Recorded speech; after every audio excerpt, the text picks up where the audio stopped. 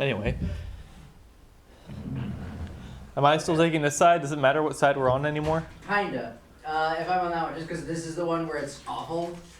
Like, I'll show you briefly. Hang on. Okay. Like, if you look at, like, my neck. Oh, yeah. Oh, wow. Yeah. No, and so just, like, okay, so that entire, like, side of me is ruined. So, so I think it's better that I sit here. Okay, so if I sit I'm gonna over be sitting here. anywhere. Yeah. And there we go. We'll try and look somewhat presentable. It is recording. Oh, it's recording right now? Yeah. Has it been recording since you left the room? Yeah. Cool. I was doing what else did you think I was gonna do? I thought you were just getting Alan to like test the audio. Yeah. I was doing a little dance because I thought nothing was recording. Listen. I can cut it. I'm probably gonna edit it. Like. I mean, we never do. It's fine. I can. I do have to at least determine the start and stop of the video. It's just anywhere in between that I draw the line at effort. Right. Like, I'm okay. I am okay starting it. Like earlier, yeah. Yeah, we could really start anywhere. Yeah. How many calories are these? I have a wedding coming up soon, and I've been doing like a lot of exercise and my weight hasn't been changing, so I'm just dieting very, very strictly, and I'm exhausted. It sucks. What was that? You guys like that shot? Yeah. Yeah, it looks it's pretty fine. good. Yeah. Sounds good? I don't hate it. Want me to clean it up a little bit? Yeah. Yeah, you can clean it up. Oh, hey, Alan, has the kettle boiled in the other room? I was gonna make some hot chocolate. No, not yet. Okay, It's still moving. cool. I haven't heard it. Should put like a whistle or something on it. That'd be genius. I would. Wouldn't it be cool if like tea kettles have like a whistle Yeah. to let you know what it's done? My aunt had a tea kettle that like the whistle was built such that when it whistled it made a mooing sound, and it was like cow shaped. Okay, I love that. It was cute. It was adorable. I liked it a lot.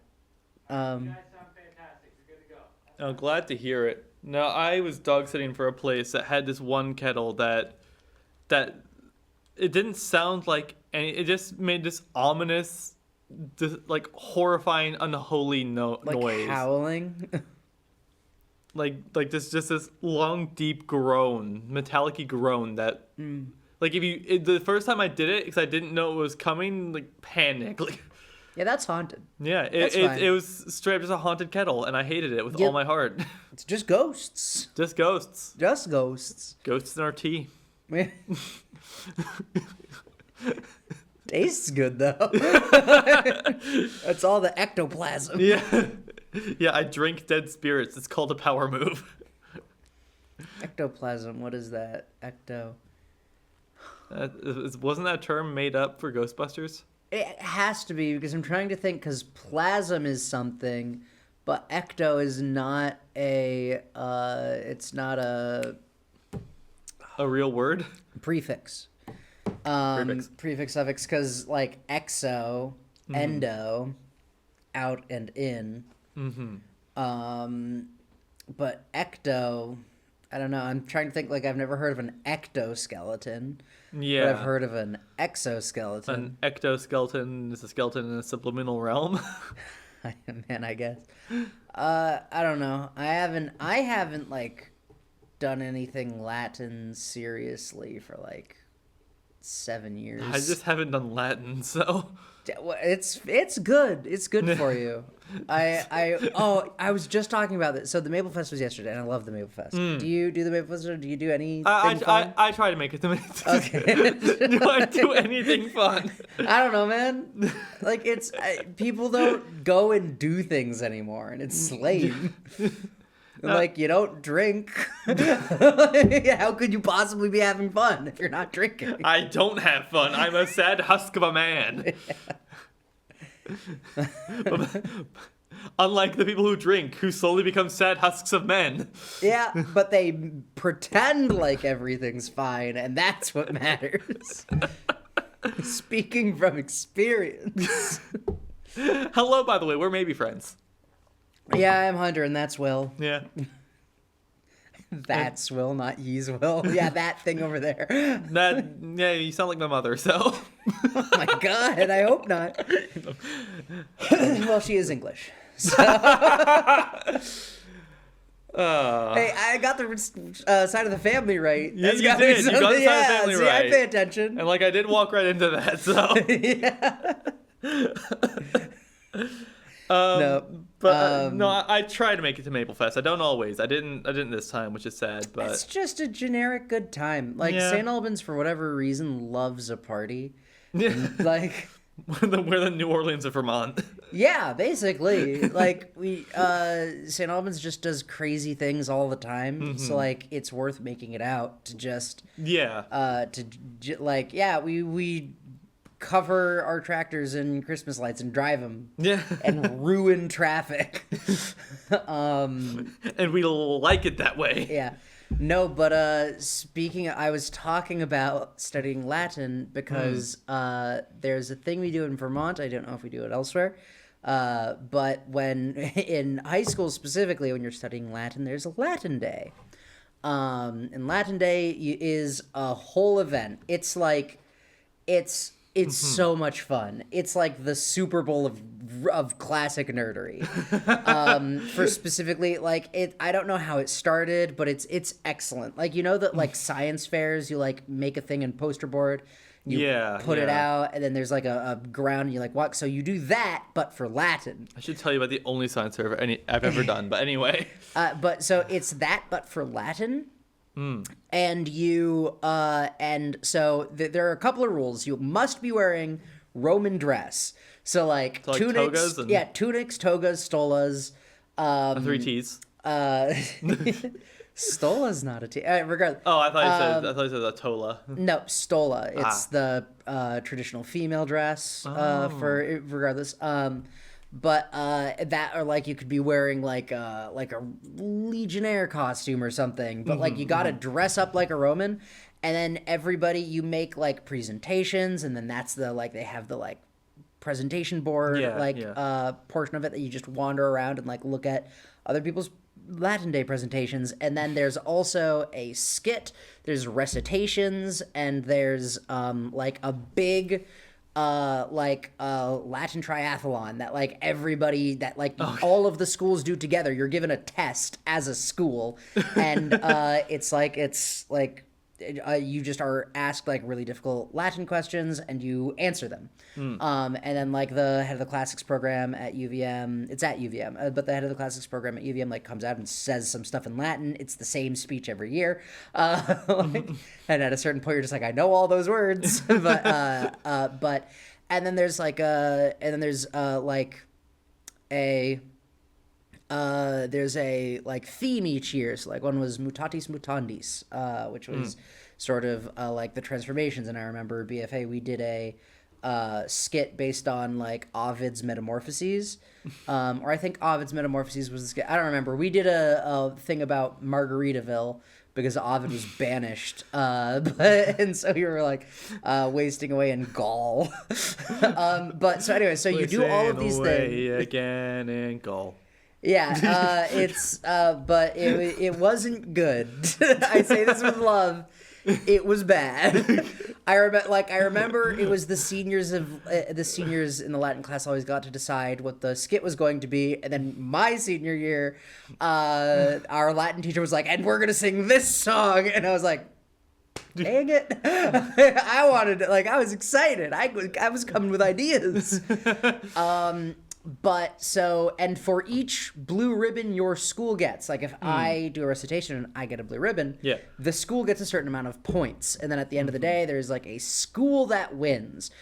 Quick thing about this, I have, because I'm a nerd, I have in this station unprompted given the first like 4 or whatever lines of the Aeneid before. I remember I did one for Hangman one time. Multiple times. I know those lines because when, one of the years for Latin Day, it was just like, is anyone doing a recitation? And no one was. So Ms. Batten handed me a thing and said like, you're reading the Aeneid, memorize this as much as you can as fast as possible. And I remember I memorized like the first like 4 lines on the bus was the most I could get done. And then, because it was literally halfway through the bus ride there that I had to start memorizing. And then so after line 4 of my recitation, it was like, they brought us to like a special room and we like did our recitations in proper iambic pentameter and like the whole deal. Yeah. And I remember I gave the first part of my presentation, then I stopped and was just like, yeah, I don't know it from here. Can I just read it off the thing? And they were like, yeah, sure, whatever. And I did that way, and I won the blue ribbon. I got best in show, and there were at least 4 other people who actually tried. And I robbed them, and for that reason, I still remember the lines of the idiot. But so the reason. So did the people just not practice at all, or? No, they knew the lines. Like, they actually did it. Like, I don't know if I just, like, my pentameter was really nice, or if it was, like, inflection. I can do a performance. Like, I like to perform. And so maybe that was just really good. But I robbed them. And so, the reason I was talking about this at the Maple Fest is because you do each of these things, and for each, like, blue ribbon, red ribbon, whatever you get, you get a certain amount of points. Then at the end of the day, one of the schools wins Latin Day. Except they don't, because the only competition that matters in Latin Day is the one when Latin Day is over. All of the schools eat at Al's French fries after, and you're not allowed to take the bus. You run for it in Roman dress.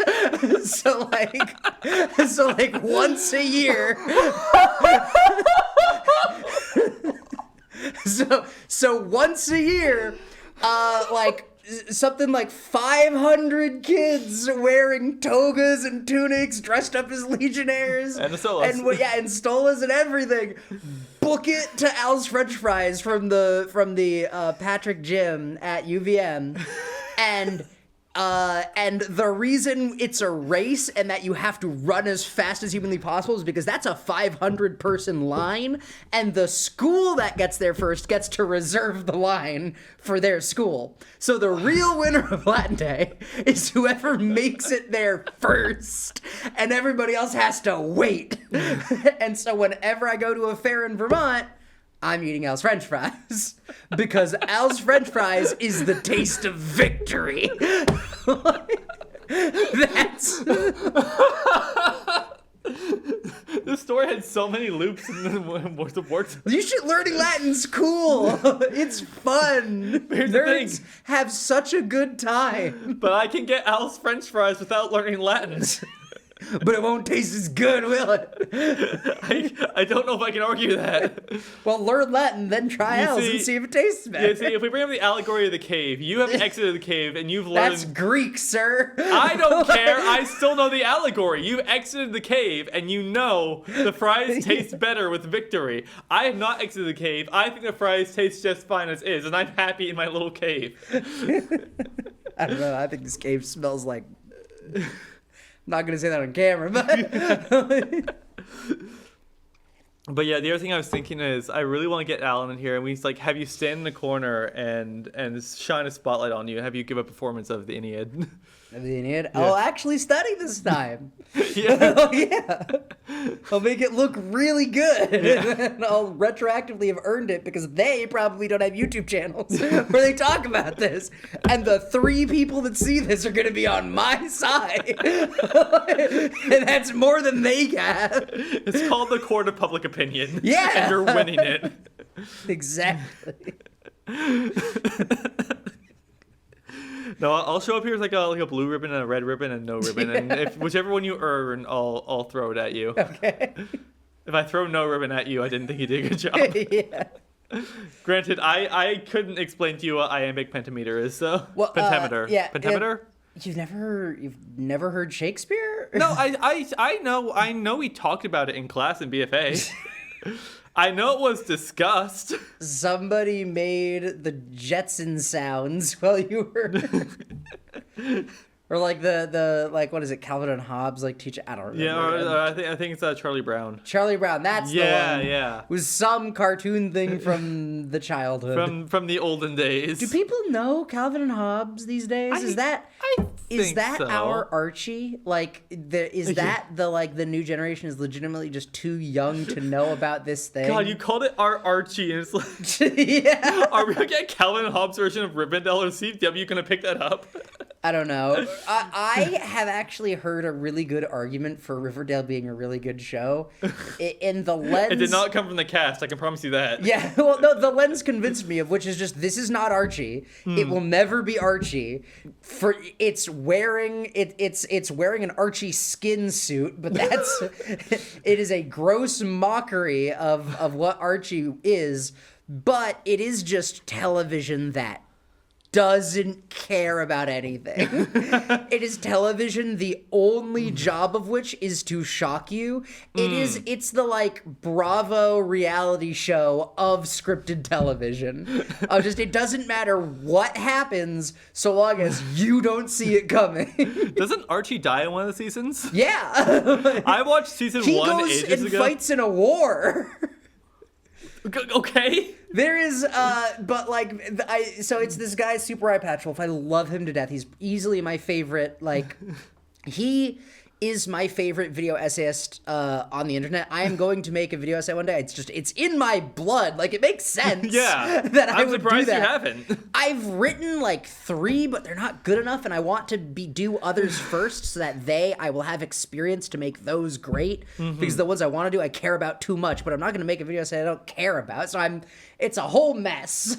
But I have a few, like the Magician's Thesis thing I have is like, that's a video essay I've fully written out, but I just want to do a better job at. Yeah.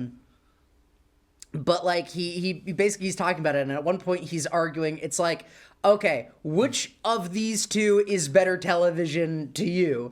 Archie, little Archie Andrews, having stage fright so he doesn't want to play his guitar, or a cult leader that's an organ stealing cult leader, like brainwashing a town, being busted by the FBI and escaping in an Evel Knievel American flag suit in a rocket ship.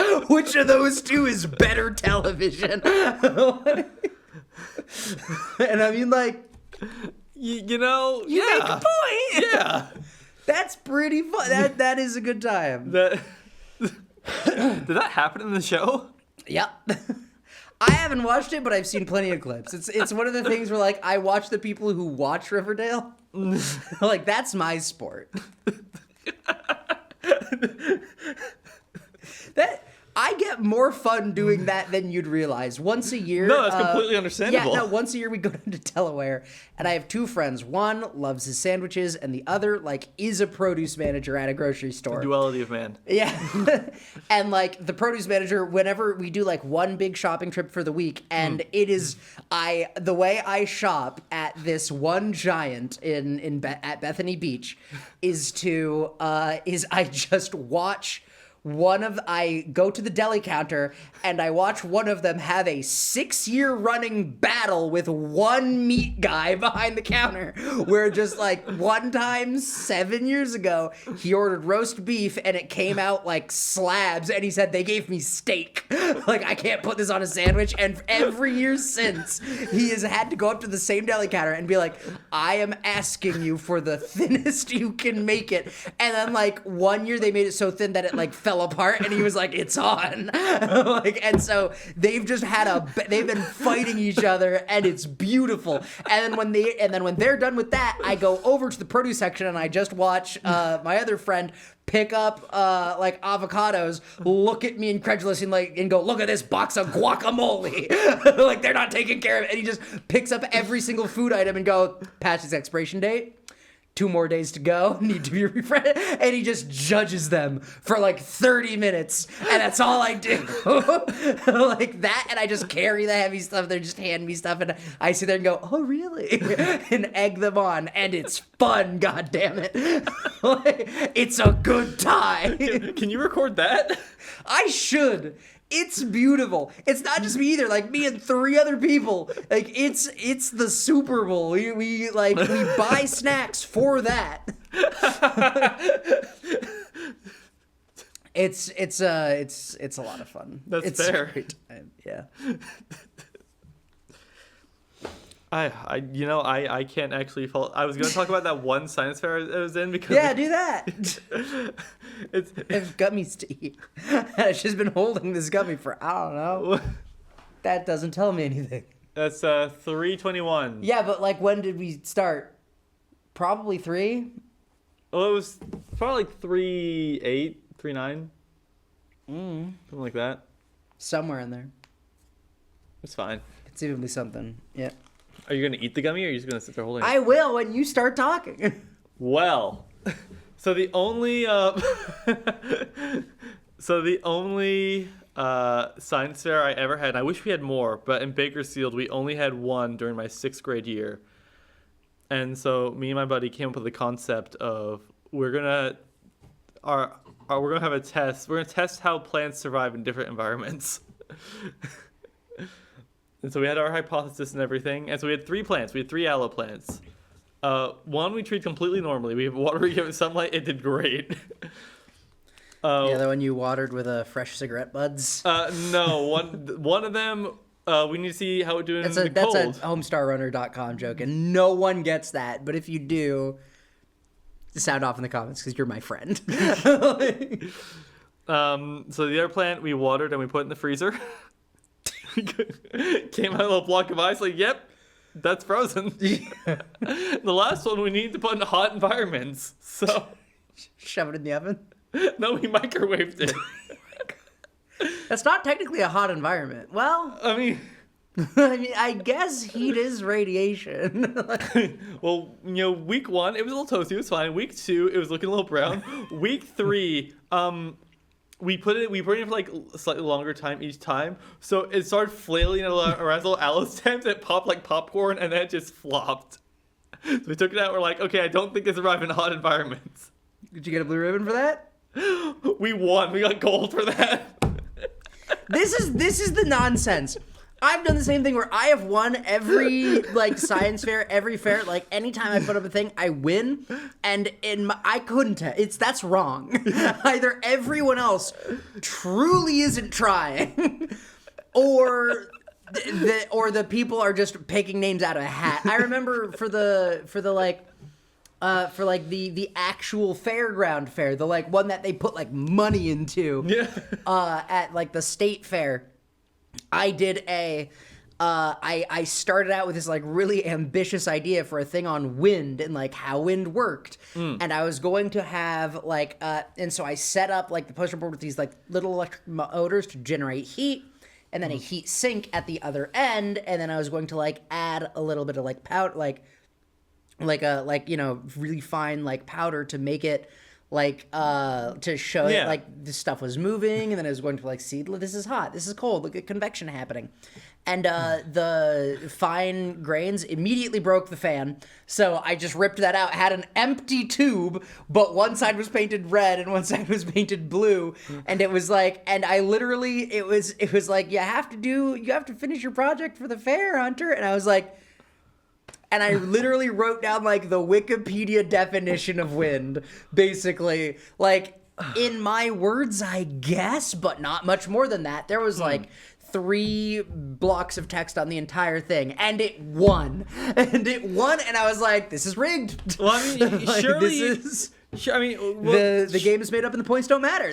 I can't have won this. I didn't try. This ribbon means nothing to me. Was it? Was the teacher of your class judging, or was it some random people? No, it was like the state fair. Oh, yeah.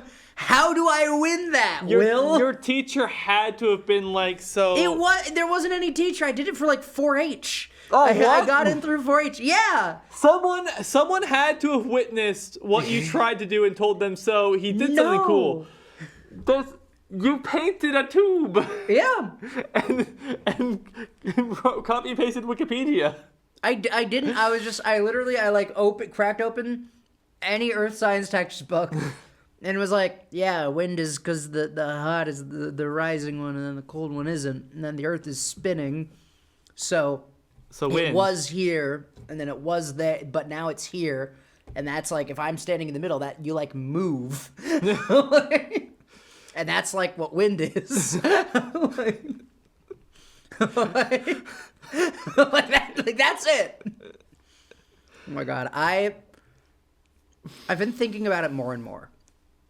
And if I saw, I'm getting to the point where the next flat earther I meet is going to walk away injured.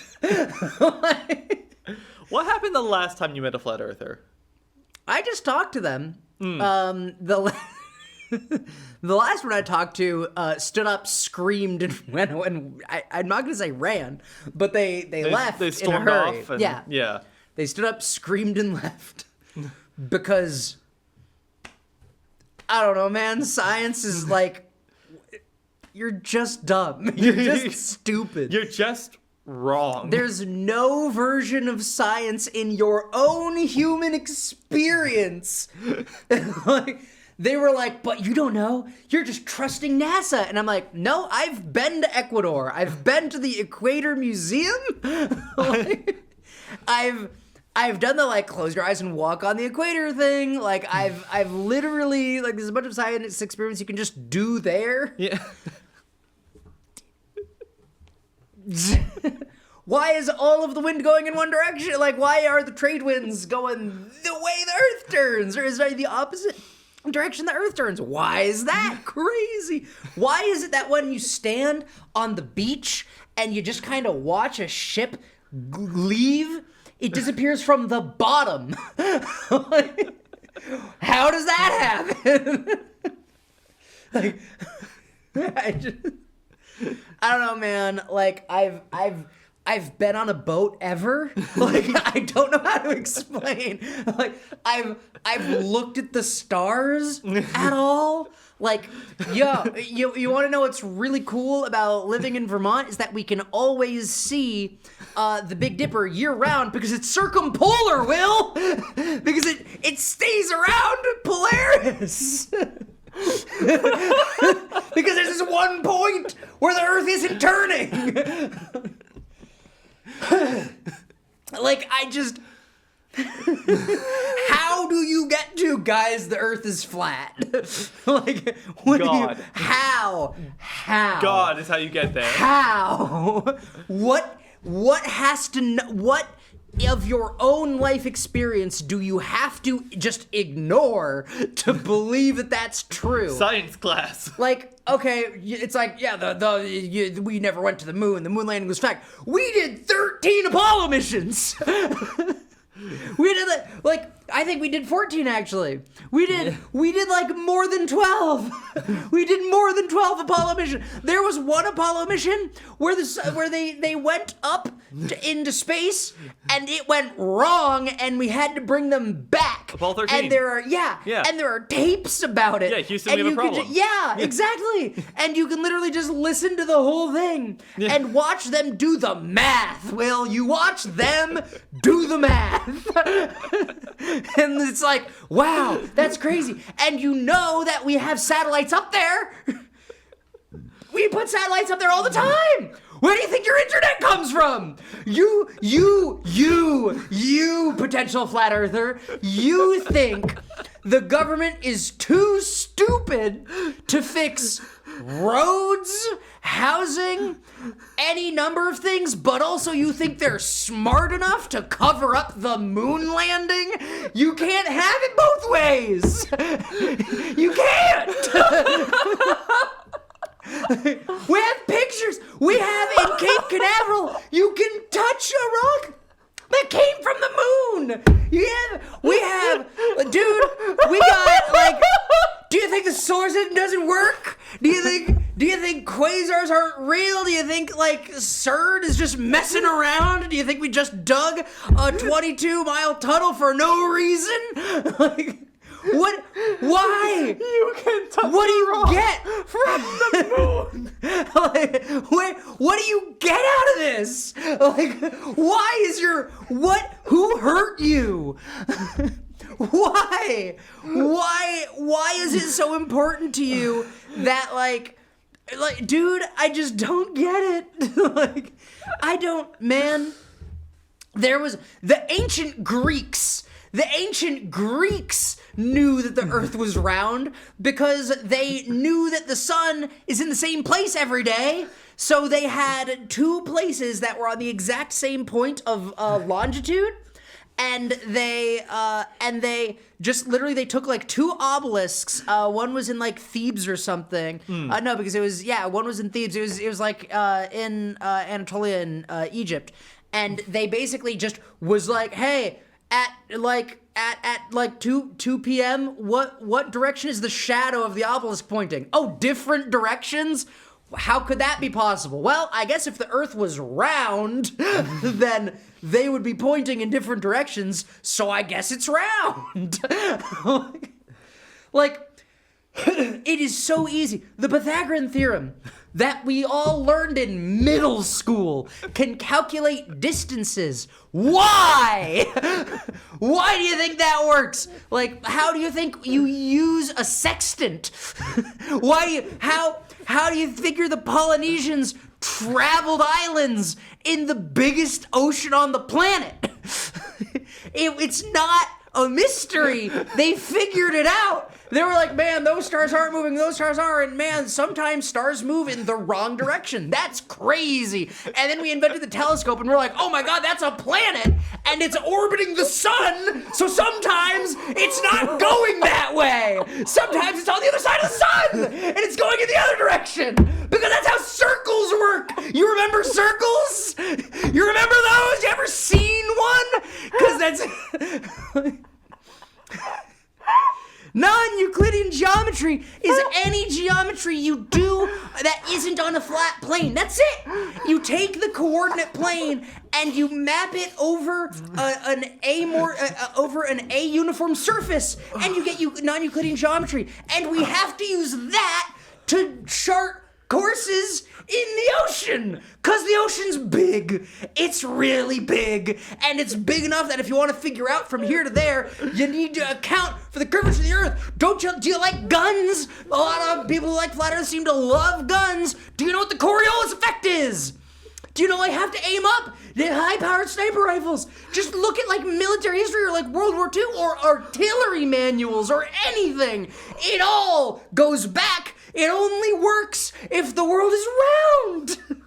It's so stupid, Will. How do people do this to themselves? Like,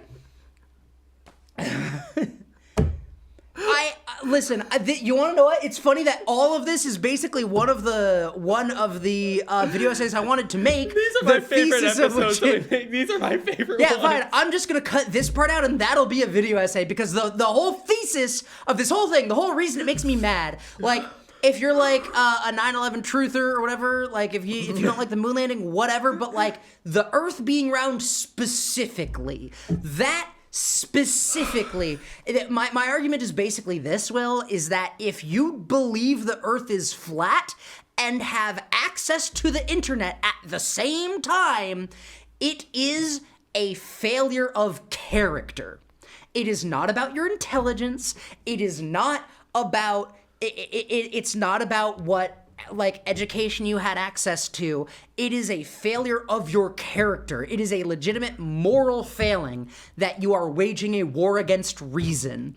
And I'm gonna be honest, the script I have for the video essay just says like, hey, I'm not a perfect guy either. Like, it's okay, but like not believing the Earth is round is an inability to believe anybody other than yourself and also ignore yourself.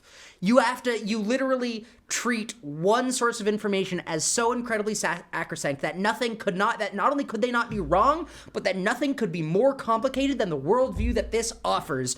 And you have to just dig yourself a deeper hole. You cannot get out of it. You have to entrench yourself in such a cacophony, such a cavalcade, a circus of unreasonability that it is a you problem. If you're a flat earther, it is a problem with you. It is legitimately it's the moment where you have to say, you know what? I have things to learn. I need to look at my worldview and I need to do the work. And you know how I know that's true? Because We do that all the time in our normal daily lives. Whenever you do something wrong, you go, you know what, that was wrong and I'm going to be better. And then you do, and then you be better. You don't go, and you know who the bad people are? The bad people who say, no, I'm right, and I'm going to keep finding reasons I'm right. And every time I hear a counter argument, I'm going to find a new layer of explanation. I'm going to wrap more of the world around me being right until I shut out every other voice. And that's always the problem. Those are always the people who are the problem. Those are always the people we talk about and say, like, so-and-so is worrying me. Like, and that is the same fundamental belief that gets you to the flat earth. There is no other way you can see the world. There is, like, secret third thing, which is just you did so many hallucinogens that you believe you are transporting yourself into another dimension that's on the other side of the Arctic wall. And, like, that's actually kind of rad. And I want to hang out with those people. But everybody else, every other person, it is a problem with you. You are the issue. The rest of the world isn't wrong. Computers in space aren't wrong. Every government on Earth isn't wrong. Every textbook isn't wrong. Every teacher you've ever had isn't wrong. Every boat on the ocean isn't wrong. Every GPS isn't wrong. Everything's not wrong. The ancient Greeks weren't wrong. You are, and you're choosing to be. It's not that you're stupid. It's that there is a character flaw in you need to address. And I think once you do, the world is gonna open up. There you go. I'm just gonna crop my head like this aspect ratio, and that'll be the video essay. It'll go up on the channel. Are you good now? Yes, I've gotten it out. How long have you been waiting to do that? Too long. It's getting to the point where, like, I want to meet a flat earther again. Like, I want to talk to one. It's like, I have so much to say, but that's never the right way to approach an argument. So if I actually met one, I'd have to be like a good person, and I would have to not suck, but I want to suck. I want to just not be civil, and I want to just scream and get it all off my chest, and then I'll feel better, and nothing will change for them. And you know what? That's not the right way to do anything, so I guess I won't. But I wish I could. You have to be better than, like, your worst impulses, and it sucks. I hate it. I hate trying to be a good person. It's the worst. I'm gonna eat this gummy I crushed into a fine paste with the fury of my clenched fist. Like, that is that. This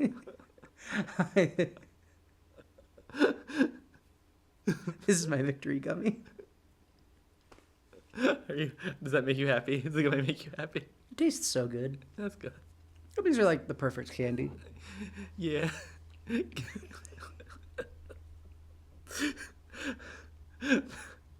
That was a work of art. If you watch that footage back when you're making your video essay, you can just look at me and I'm just gonna be like staring at you the whole time with the biggest grin on my face. This is something I've tried to work on, but I remember 10 years ago having the epiphany of, like, oh, I am as passionate as possible about literally everything in life, in that I either love it all the way or hate it all the way, and nothing am I like 5 out of 10. And I think I've gotten better. There are things about which I'm ambivalent, and times which I can say, dude, I don't care. But, like, that took a lot of work to get to. I was gonna say, I believe we can find something you're ambivalent about. Yeah. No, I think I'm better about it now, but that's after growth. I'm still taking all of that. I stand by everything I said. You can touch a rock from the moon. Yeah, you can. You can do. We got probes on Mars. We have telescopes so strong that you can watch Mars turn with the naked eye. You can watch Mars be close and far. How do you think that happens? I told you my flat earther story, right? No. When I was in college, we So we went to Local Burger. Local Burger's a pretty good place. 10 out of 10 in Keene. They got like these weird specialty burgers. Like one of them they got like a burger that's like uses peanut butter and jelly. A different friend of mine got it and Was it good? he didn't like it at first, but he slowly came around to it and it really kind of took over his mind a bit. But that's besides the point. I Anyway, get that. so- I know that exact feeling. Yeah. Yeah, so we're at Local Burger. We're getting our burgers, and one of my friend, my buddy Carter, he shows up a little late and like, dude, there's flat earthers outside, and we look at the window. And they've got this little table, and they're sitting there handing out brochures. So like that's God, insane. where was this? I want to find this these people. this is in Keene, New Hampshire. Okay. And so I was like, It makes sense. I was like, I've never seen one of those in the wild before. So me and Carter go out, we talk to these people, and we just listen to them, we chat, and I still have the brochure. I still, God, I wish I could. It got a little crumpled up at some point in time, but it says things like it's got like 10 points, and our two brochures were different, but mine has like 10 points about why the Earth is flat, Like and it's like. ways to prove it, or I think that's the idea, but Yeah. one of those points is literally just gravity is magic. That's the point. and one of them, the only other one that's sure really do have a lot of formulas for magic, huh? we were talking to them and like so like, but you say the Earth is flat, but like he was saying like we can see like. If you look the right direction, like you can like see like Boston and New York from where we are. It's like, no, you can't. It's like, sure you can. Like, there's just hills and stuff in the way. Like, is there? Yeah. I guess you could say there's a hill. It's kind of big, kind of like the side of a planet. But I digress. Yeah. The other point from the brochure was if the Earth is round, why wouldn't planes just fly straight up into space?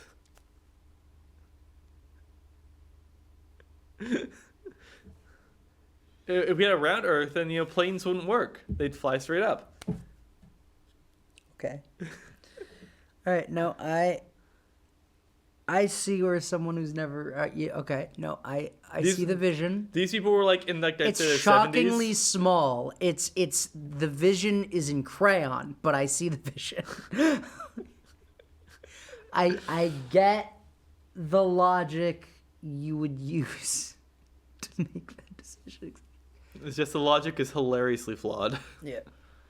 That literally comes from the exact same place as well. If the Earth were round and you were on the other side of it, you'd fall off. Yeah. Why don't I see boats anymore? When they go too far away, they fell off the Earth. Those people are dead. Yeah. They all died. I want to see like a flat earther map. Like that's what I want to see. Oh man. I can't remember his name, but there was like the like one of the real starts of the flat earther movement was in like Victorian times. A little after Victorian, it was like 1800s. And there was this guy with just the wildest name. Like it was, his name was something like I don't remember exactly what it was, but it was like John Liar knows nothing about science. like his name. It was like Michael totally a scammer or something. Like his name was I'm lying to you. He had a hilarious name for this job specifically. And he believed that like immortality was possible because of like it was just like there's a byproduct in the gut that makes you solid and makes you like old people are just turning to stone is what's happening. And if you eat a thing that like dissolves stone, well, you'll never turn to stone, will you? And he died because of that. It killed him. But he like made his name by like he had a. So was this all a joke to him, or did he actually believe anything? It's hard to tell. Interesting. It's hard to tell because on the one hand, like I think that on the one hand he specifically published memoirs on like how to scam people. Like this is how you convert somebody into something that makes no sense. Like he had like a plan on how to like talk to a crowd and get them to buy anything. but at the same time, like, he was very charismatic. He like, it's kind of impossible to tell in the sense that like he made his living off of this. Yeah, like yeah. it's a little bit like the evangelicals, where it's like, this is your entire livelihood. Yeah.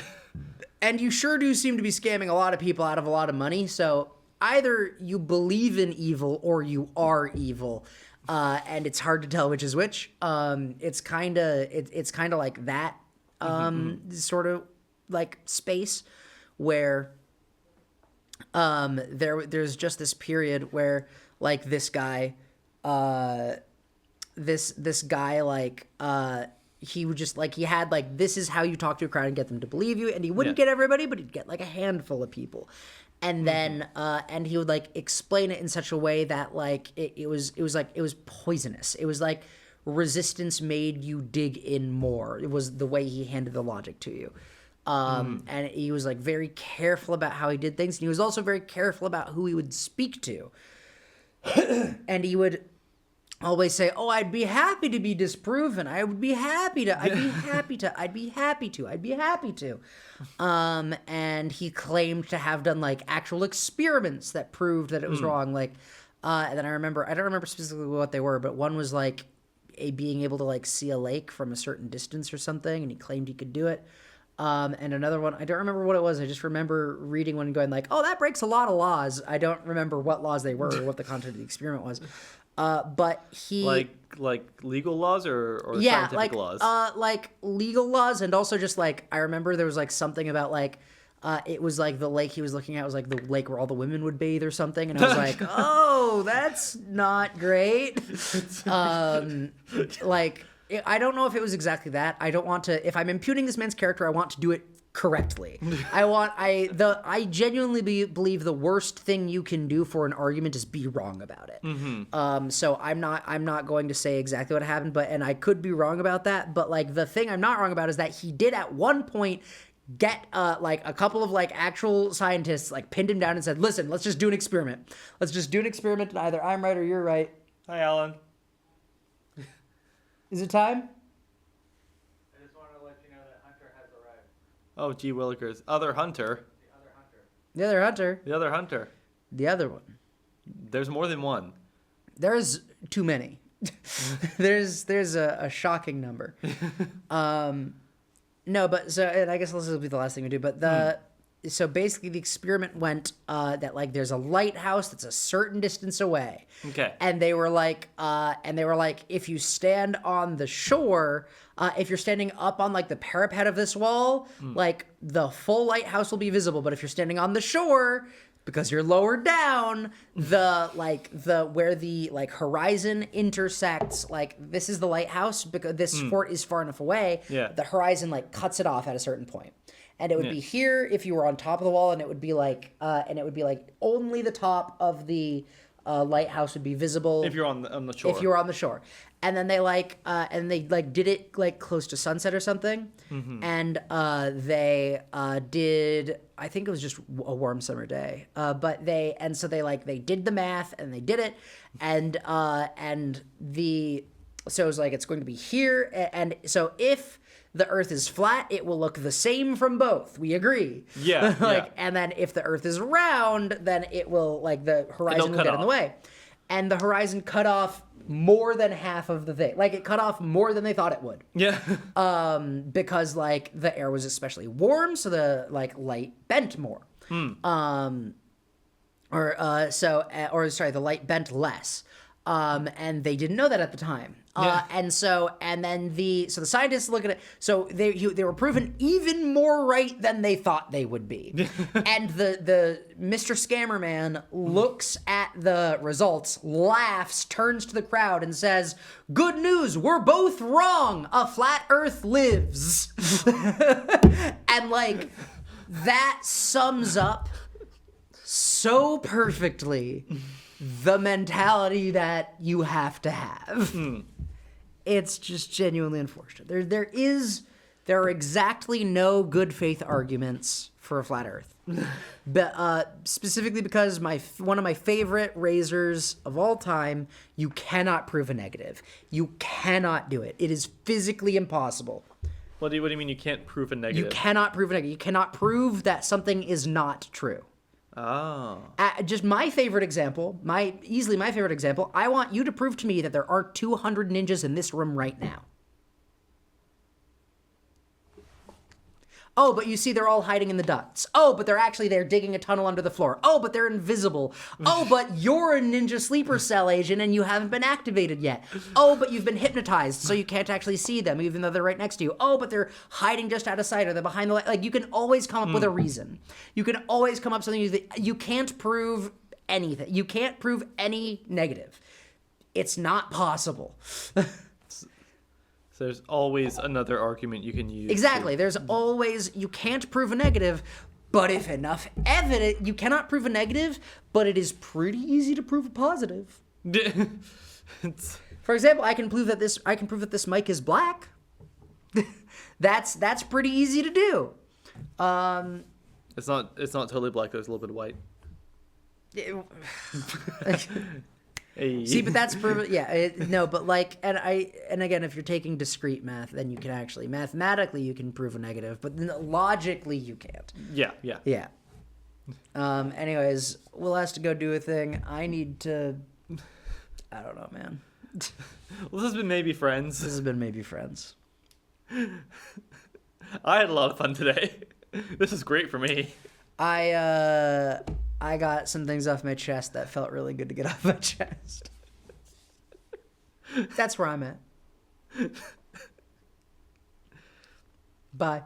We should get a flat earther for the next episode. I would love to get a flat earther, especially because it would like show it would be the like hypocrisy of it where because here I'm just like I'm so mad, and if I'm actually talking to a real human being it's like, hi, how are you, talk to me about how you get to here, like I'm gonna talk to me about how you're wrong. Yeah, I wouldn't phrase it that way. You never want to, because that's just I don't ever want to actually make somebody feel like that, but I feel like I do. Like, in my head it's a lot of fun, but I'm never actually gonna do that to a real human being because that's just a horrible thing to do to somebody. But yeah.